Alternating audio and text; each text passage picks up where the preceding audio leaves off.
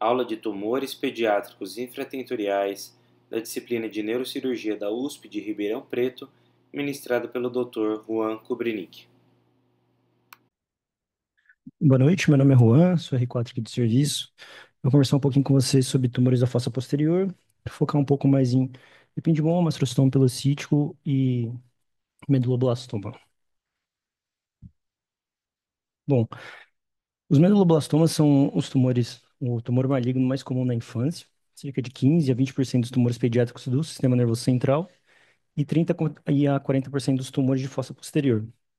Existem algumas referências que falam entre o medulloblastoma ou o astrocitoma como sendo o primeiro ou o segundo. Mas o astrocitoma pelocítico, cerca de 15 a 25% dos tumores pediátricos do sistema nervoso central e 35% dos tumores da fossa posterior. E a grande maioria das referências falam como o astrocitoma sendo o primeiro da fossa posterior em crianças. E o terceiro, de tumores da fossa posterior, o ependimoma, cerca de 8% dos tumores pediátricos e 20% dos tumores da fossa posterior. Bom, e como que essas crianças acabam se apresentando para a gente, como que eles acabam chegando? Síndrome de hipertensão intracraniana, os pacientes abrem com cefaleia, vômito, papiledema, rebaixamento de nível de consciência, que é o que a gente acaba recebendo muito aqui na UE, a maior parte dos casos. Síndrome cerebelar, o paciente tem uma ataxia, dismetria, hipotonia, e até mesmo o acometimento de pares cranianos. E agora eu vou falar um pouquinho de cada um, do astrocitoma, do meduloblastoma e do ependimoma. O astrocitoma pilocítico é um tumor grau 1. Em geral, a gente operando acaba resolvendo a questão do tumor, mas alguns acabam necessitando de quimioterapia e raramente radioterapia, muito contraindicado.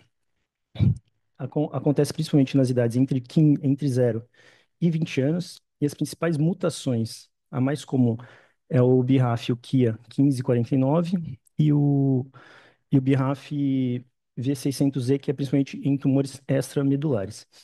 E algumas, dependendo da localização desse tumor, normalmente é próximo ao pedúnculo cerebelar superior, esses pacientes podem acabar evoluindo no pós-operatório com mutismo cerebelar. O Bala até tem um artigo bem bacana sobre isso. E a neuroimagem, né? A gente tem uma neuroimagem muito característica do osteocistoma pelocítico, que a gente consegue ver as duas incidências, normalmente uma ressonância magnética ponderada em T1, com contraste, um corte sagital e um corte axial, que é um T2. São lesões bem características, são sólido-císticas, heterogêneas, em fossa posterior, normalmente na linha média. Outra questão que também é bem característica, principalmente pensando em provas, né, é a patologia.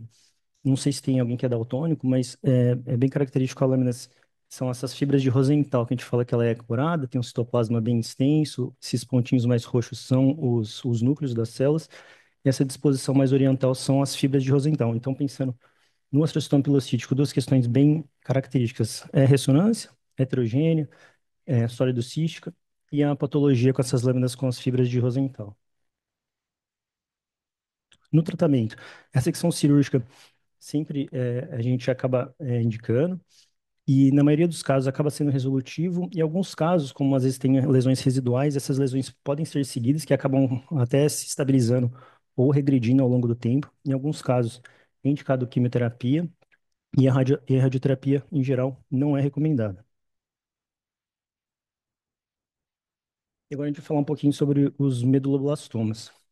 São tumores embrionários, que são divididos basicamente definidos molecularmente e os definidos histologicamente.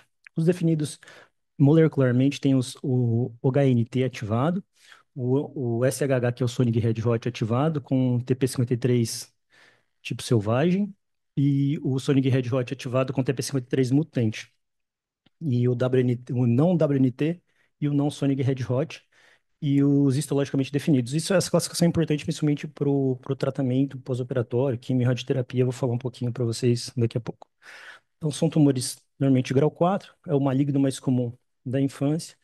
A idade gira em torno de 3 a 7 anos. E os principais fatores de risco é o grande peso ao nascer, infecções virais durante a gestação, algumas síndromes genéticas, como a síndrome de Goring, Turcot e Le-Fraumeni, também tem grande potencial de disseminação licórica. Por que isso? Então, sempre quando tem esse potencial de disseminação licórica, pensar que é bacana a gente fazer normalmente ressonâncias de neuroeixo para ver se tem algum outros locais de implantação. E a principal localização é predominantemente infratentorial. E aqui são os subgrupos moleculares, que a gente acaba dividindo entre o Sonic Red-Hot, o WNT, o grupo 3 e o grupo 4.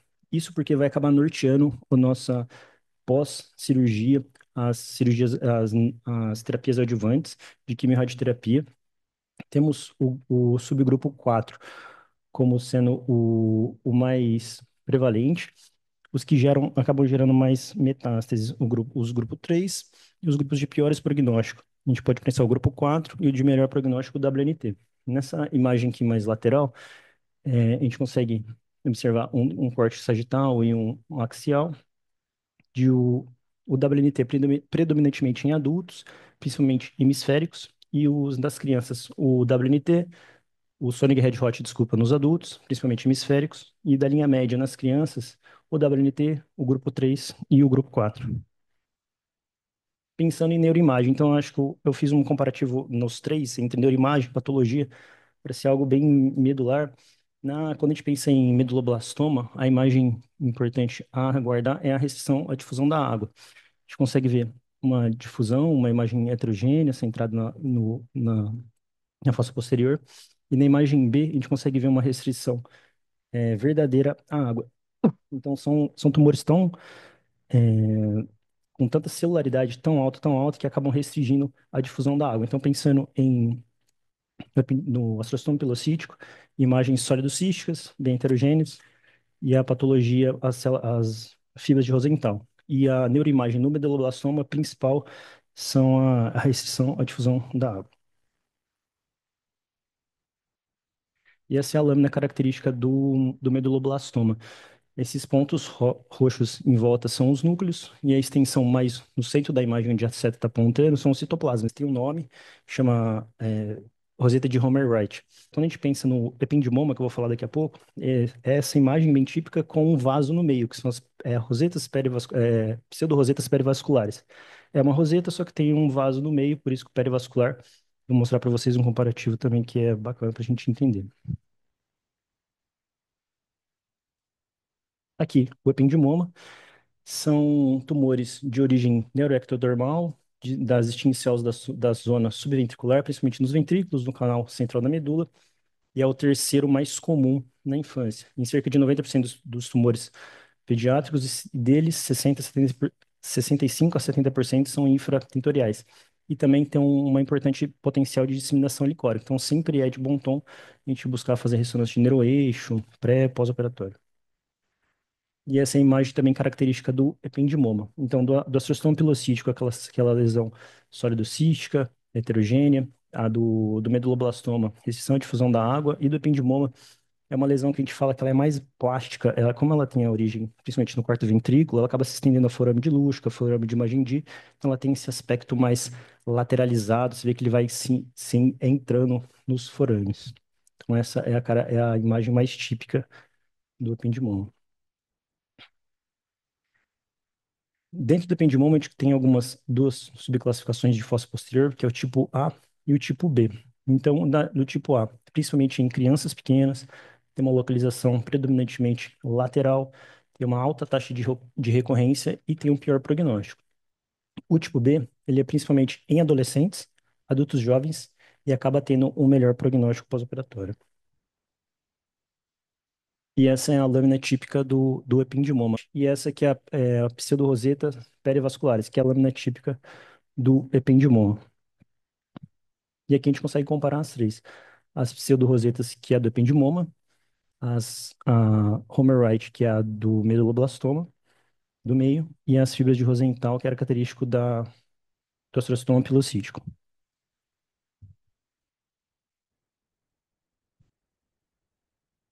E o tratamento do ependimoma.